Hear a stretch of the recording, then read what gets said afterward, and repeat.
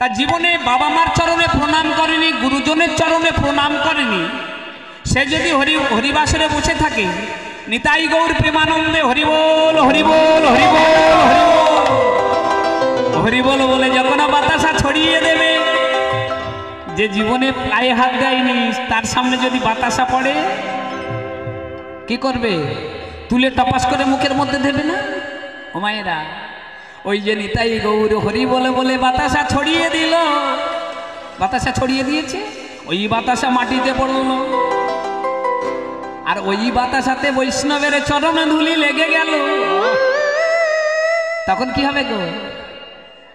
যার ভক্তি ছিল না, যখন ওই বাতাসা ভিতরে যাবে, ভিতরে গেলে কি হবে? ভক্তির উদয় তার হয়ে যাবে, ভক্তির উদয় হয়ে যাবে,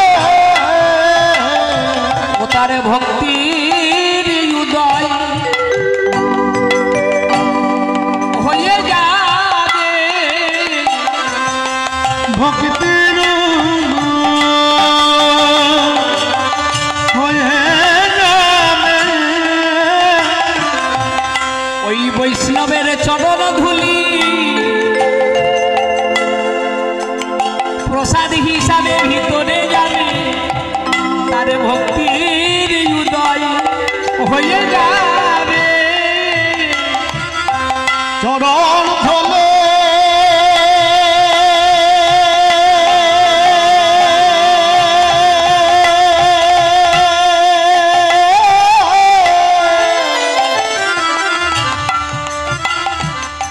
ভিতরে গেলে ভক্তির উদয় এ হয়ে যাবে, আস্তে তাই আগে নাগরি বলছে, নাগরি রে, এই নাগরি, আমি সনফুলের সঙ্গে তুলনা দিতে গেলাম, কিন্তু সনফুলের সঙ্গে তুলনা হলো না। হলো কি? তাহলে কার সঙ্গে তুলনা করব?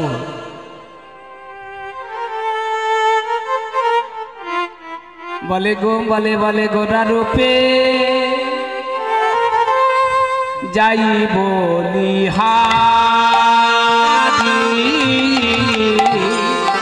গোরার পে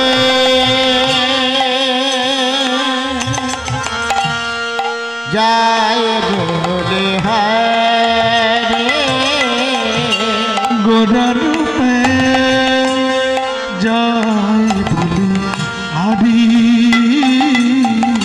জানি তাই ভক্তমণ্ডলী বাবারা, ভক্তিমতী মায়েরা, আমার এই মায়েরা 1 মাস ভিক্ষা করে আপনাদের জন্য প্রসাদের ব্যবস্থা করেছেন। আপনারা সবাই প্রসাদ পেয়ে সারা রাত কীর্তন হবে এখানে, এমন দিন আর হবে না গো। ওই গোরা রূপের যাই বলিহারি, গোরার পে যায় বলে হারে, এই চাঁদ তো দেখতে সুন্দর,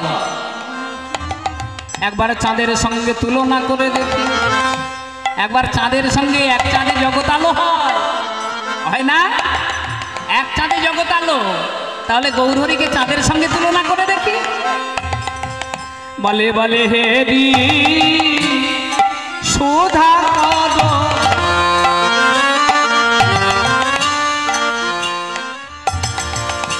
নাগরীরে মোরছি চরণ তলে, হ্যাঁ সুধা সুধা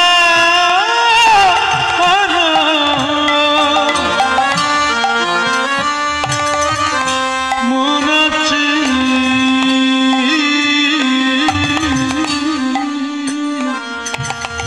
চরণ তলে, ওরে ওরে নাগরীরে আমি যখন চাঁদের সঙ্গে তুলনা দিতে গেলাম, চাঁদের সঙ্গে যখন তুলনা দিতে গেলাম, দেখলাম কি জানিস? বলে হেরি সুধা কর,